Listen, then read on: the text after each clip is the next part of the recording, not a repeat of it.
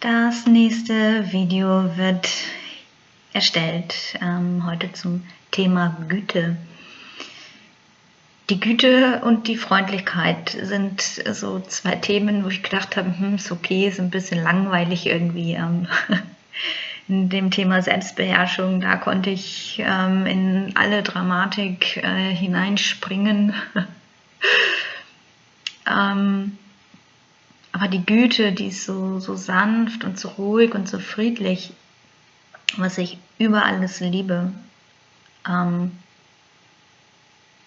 ich habe aber beim Schreiben des Gedichtes oder der beiden Gedichte gedacht, okay, mir fällt da gar nicht so wirklich viel zu ein, außer, ja, du musst halt freundlich sein zu dem Nächsten. Und das sind halt, viel mehr fiel mir da nicht zu ein. Weil das für mich einfach auch so selbstverständlich ist. Das ist nichts, woran ich nun sehr, sehr viel arbeiten muss. Und dann ist mir gestern etwas passiert. Ich wollte 2 Lebensmitteltüten abgeben zu jemandem und wusste nicht so genau, wo ich hin muss. Also stellte ich es war mitten in der Stadt und ich stellte also diese Lebensmitteltüten ab und ging dann so an 2, 3 Türen weiter und guckte so ein bisschen auf und ab, und ehe ich mich versah, war eine von diesen beiden Tüten weg. Und da, wo ich es hingeben wollte, sie kamen mir dann auch entgegen, und dann habe ich das halt auch erklärt, dass ich leider nur ein bisschen abzugeben habe, nicht so viel, wie ich eigentlich wollte. Und wir hätten natürlich die Möglichkeit gehabt, da jetzt böse zu sein, und da war auch halt noch ein Mann dabei, der dann gesagt hat, okay, ich gucke mal um die Ecke, ob ich denjenigen noch finde, aber letzten Endes, selbst wenn wir ihn gefunden hätten, hätten wir gesagt, okay, gib uns die Hälfte irgendwie wieder, die andere Hälfte kannst du ja auch gerne behalten. Aber so ein bisschen wollten wir eben auch noch andere Menschen unterstützen. Nur ich glaube einfach, der Kern der Sache ist, dass man eben keinen Groll hegt, nur weil so etwas jetzt eben passiert ist, sondern dass man da einfach diese Güte hingibt. Und ich habe mir dann einfach gedacht, okay, wenn dieser Mensch so weit ist, dass er eine Lebensmitteltüte stehlen muss, dann hat er das auch einfach bitter nötig. Und vielleicht hat Gott mich einfach auch so dusselig an die Straßenecke gestellt, sozusagen, damit er eben diese Tüte mitnehmen kann. Und für ihn war das vielleicht ein Segen. Und deswegen kann ich da gar nicht so böse sein. Und ich habe dann auch noch mehr dieser Geschichten eingeladen und lernen dürfen, auch speziell im finanziellen Bereich ist es so, dass ich da eben auch unschöne Dinge erfahren habe. Und wo ich mir dann aber auch sage, okay, ich kann dem Gegenüber jetzt irgendwie böse sein und das irgendwie mit Ach und Krach versuchen, sich zurückzuholen, aber in der Bibel steht einfach auch deutlich drin, wenn dir jemand etwas stehlt, so fordere es nicht zurück. Und ich bin für mich einfach in den Frieden gekommen damit. Ich habe dieses Gegenüber, das mich ja in diesem Sinne eben auch bestiehlt gerade, habe ich einfach so das Gefühl, dass ich für ihn einfach beten möchte und dass es ihm halt eben dann bald so gut geht, wie es mir geht. Und zwar, dass er weiß, wer seine Quelle ist. Also ich bete wirklich dafür, dass er eben genauso zu Gott finden kann, wie ich es tue. Und dass Gott eben sein Werk in ihm tut. Das wäre sehr, sehr schön.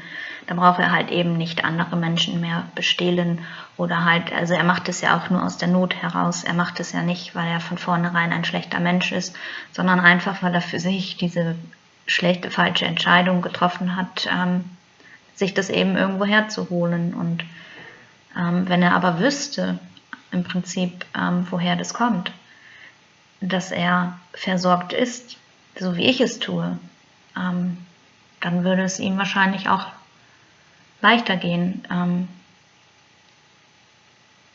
Genau. Ich weiß für meinen Teil, dass ich alles habe, was ich brauche, und dass ich vollstes Vertrauen darin habe, dass es auch immer weiter so sein wird. Und in der Begegnung erwarte ich mir eigentlich, dass man sich in Güte dass man in Güte aufeinander trifft. Und das ist eben zwar ein langweiliges Thema gewesen für mich so am Anfang, was am Ende jetzt aber doch sehr, sehr spannend gewesen ist. Einfach, wenn man in die Gesellschaft eben auch schaut, besonders in Städten auch, wo man sich miteinander überhaupt gar nicht kennt und sich vielleicht auch gar nicht so für den anderen interessiert, sondern immer nur auf sich schaut, sein eigenes Glück sieht und dieses Miteinander, das ist einfach komplett in der ganzen Gesellschaft, in der ganzen Welt gar nicht wirklich gegeben. Ja, doch, es gibt vielleicht Gegenden, da wird es mehr gelebt als hier, speziell in Deutschland, aber ich denke, so generell kann jeder für sich etwas tun. Je mehr, je besser. Genau, und zur Güte habe ich dann halt eben die Begegnung geschrieben. Es ist dein Sein, wie du anderen begegnest. Kannst du es mit Respekt, auch wenn du ihnen zürnest? Wohlwollen geschieht aus der Liebe heraus. Du schickst der Begegnung dein Herz voraus. Denn findest du es wirklich royal, wenn du dem anderen nicht begegnest, loyal? In Liebe begegnen heißt selbstlos sein, aufrichtig, tröstend und nicht gemein. Güte kommt aus dem Herzen, wenn man im Geiste geht. Sie ist das Licht, das man in dir schon aus der Ferne sieht. Das Licht, das einem der sichere Hafen ist. Das dich in dir selbst hält und den Wert in Gott bemisst. Güte auch dann, wenn Gott uns Dinge vorenthält, obwohl wir ihn schon lange bitten und es uns quält. Trotzdem dankbar sein und zufrieden, glücklich im Jetzt, trotz all der Anliegen. Seid einander gnädig und barmherzig, nicht nur im freudigen Augenblick, sondern besonders dann, wenn man die Wunde spürt.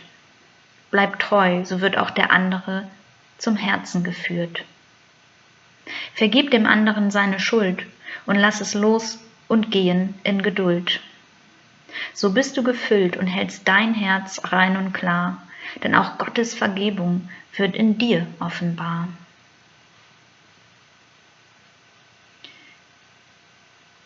Man sagt es immer so schön daher, von innen nach außen, von innen nach außen. Aber genau das ist der Weg. Und du kannst nach außen nur dann eben geben, wenn du selber gefüllt bist. Und mir sagte mal jemand, dass sein Herz nicht mit mir gefüllt werden kann. Da muss ich eben auch sagen, ja, richtig. Du kannst dein Herz nicht mit einem anderen füllen.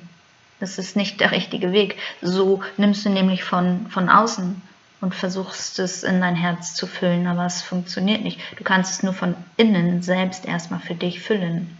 Und das kannst du nur in Gott, in der Liebe. Und wenn du darin stehst und gefestigt bist, dann kannst du eben solche Situationen auch nicht lachend und spielend durchleben, aber du kannst einfach friedlich bleiben und brauchst dich nicht aufregen. Zum Beispiel darüber, dass dir solch eine Lebensmitteltüte, die du gerade weitergeben wolltest an jemanden, gestohlen wird, sondern es ist einfach der Lauf der Dinge. Das ist einfach das, was es gewesen ist. Aber es muss ja kein Groll dahinter stecken. Und ja, mein Anliegen ist es einfach, dass wir alle besser miteinander umgehen. Manchmal sitze ich in einem Café und ich sehe dann einfach so das Treiben um mich herum und ich finde es manchmal gerade jetzt im Sommer so in der Fußgängerzone, es sind ja gerade auch, Örtlichkeiten oder auch am Strand, wo man einfach auch im Alltag, in seiner Freizeit hingeht, um mal rauszukommen, um sich zu entspannen, um einfach mal nur auch zu genießen, also so ein Cappuccino zu genießen oder ein Eis und ja, meistens ist man dann ja sowieso schon gut drauf. Aber dieses Gefühl des gut draufseins beizubehalten, auch in schwierigen Situationen, das ist ja das ganze Ziel in alledem, dass wir diese Güte einfach in uns so entwickeln und kultivieren, dass es so wachsen kann, dass man einfach, besonders auch wenn die Türen zu sind zu Hause und niemand mehr zuguckt, eben trotzdem genauso weiterlebt. Genau. Ich wünsche allen einen sehr schönen Tag und ich wünsche euch wunderbare Begegnungen und bin gespannt, also ihr könnt das ja mal kommentieren auch gerne oder auch einen Daumen hoch setzen, wenn euch das Thema Begegnungen wichtig ist, oder aber kommentieren, wie ihr das so seht mit den Begegnungen. Es würde mich sehr freuen und ja, wenn es euch gefallen hat, dann freut mich das sehr. Agape.